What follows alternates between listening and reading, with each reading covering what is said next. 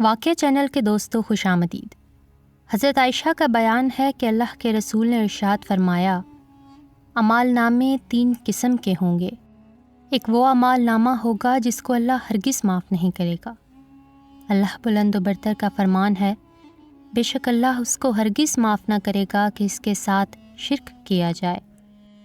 دوسرا اعمال نامے میں وہ گناہ درج ہوگا جو بندوں نے آپس میں ایک دوسرے کے ساتھ زیادتی کی ہوگی۔ اس کو اللہ ہرگز نہ چھوڑے گا یہاں تک کہ بندے ایک دوسرے سے اپنا بدلہ لے لیں گے۔ تیسرے اعمال نامے میں وہ گناہ ہوگا جس کا تعلق اللہ اور بندوں سے ہے۔ یہ اللہ کے حوالے ہے، جسے چاہے گا عذاب دے گا اور جسے چاہے گا معاف کر دے گا۔ اللہ تعالیٰ سے متعلق ایک گناہ تو یہ ہے کہ اس کی ذات و صفات اور حقوق و اختیارات میں کسی کو شریک کیا جائے، قول عقیدے میں ہو یا عمل میں۔ یہ شرک ہے، اور شرک وہ بدترین گناہ ہے جس کو اللہ ہرگز معاف نہ کرے گا۔ اللہ نے اپنی کتاب میں سورہ نساء میں بیان فرمایا، اللہ شرک کو ہرگز معاف نہ کرے گا۔ جو شخص شرک کی حالت میں مرا، اس کی بخشش نہ ہوگی، اور نہ ایسے مشرک شخص کے لیے مغفرت کی دعا کرنا ہی جائز ہے۔ اللہ کا ارشاد ہے، نبی اور ایمان والوں کے لیے ہرگز زیبا نہیں کہ مشرکوں کے لیے دعائیں مغفرت کریں، چاہے وہ ان کے قریبی رشتہ دار ہی کیوں نہ ہوں، جب کہ ان پر یہ بات کھل چکی ہے کہ وہ جہنم کے مستحق ہیں۔ مشرک شخص اللہ کا کھلا دشمن ہے اور باغی ہے، اور اللہ کے کھلے ہوئے دشمن کے لیے دعائیں مغفرت کرنا اور اسے ہمدردی اور محبت رکھنا ایمان و اخلاص کے منافی ہے۔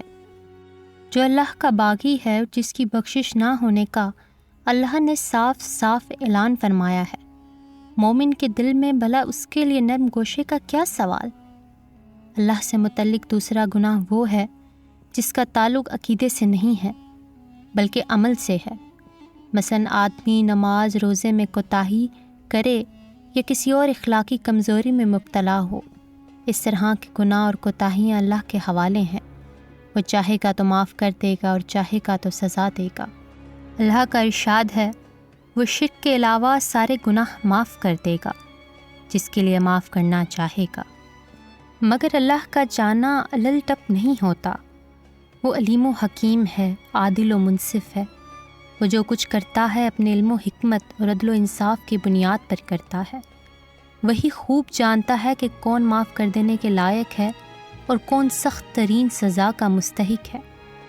تیسرے اعمال نامے میں ظلم، زیادتی، حق ماری اور بددیانتی جیسے گناہ ہوں گے جو بندوں نے آپس میں ایک دوسرے کے سلسلے میں کیے ہوں گے۔ بندوں کی حق ماری اور ظلم و زیادتی کے معاملے کو اللہ معاف نہیں کرے گا جب تک مظلوم اپنا بدلہ نہ لے لیں گے۔ بندوں کے حق کا بوجھ اور گناہ لے کر اگر کوئی بندہ اللہ کے حضور پہنچا ہے تو اللہ اسے معاف نہ کرے گا، اسے اپنے کیے کی سزا بھگتنا ہی ہوگی۔ اپنی نیکیاں دے کر بھگتے یا مظلوم کے گناہ اپنے سر اوڑھ کر بھگتے۔ حضرت عباس بن مرداس سے روایت ہے کہ اللہ کے رسول نے عرفے کی شام کو اپنی امت کے لیے دعا کی تو اللہ تعالیٰ کی طرف سے جواب دیا گیا کہ ہم نے آپ کی دعا قبول کی، ہم آپ کی امت کے گناہ بخش دیں گے۔ البتہ جن لوگوں نے دوسروں کے حقوق دبا لیے ہوں گے، ان کے لیے چھٹکارا نہیں ہے، میں ظالم سے مظلوم کا بدلہ لے کر رہوں گا۔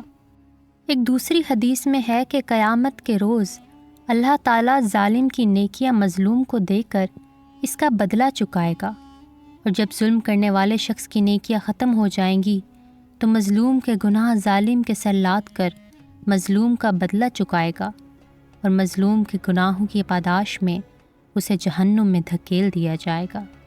بندوں کے حقوق کی فکر اور ان کو ادا کرنے کا احساس عام طور پر لوگوں میں اس درجے کا نہیں پایا جاتا جو مطلوب ہے، اور اللہ کے حقوق کے بارے میں کس کو کس قدر امید ہے بھی کہ نہیں کہ اللہ جس کے لیے چاہے گا معاف کر دے گا اور جسے چاہے گا سزا دے گا۔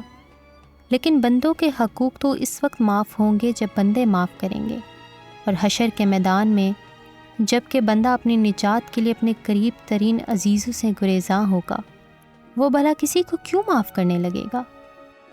اسی لیے جسے بھی اپنی نجات اور مغفرت عزیز ہو، وہ بندوں سے دنیا میں ہی اپنا معاملہ صاف کر لے اور کسی کا حق ادا کرنے میں ہرگز کوتاہی اور سستی نہ کرے۔ کیا معلوم کب موت کا بلاوا آ جائے۔ خوش نصیب وہی ہے جو بندوں کے حقوق کے بارے میں سبکدوش اور پاک صاف اپنے رب کے حضور جا پہنچے۔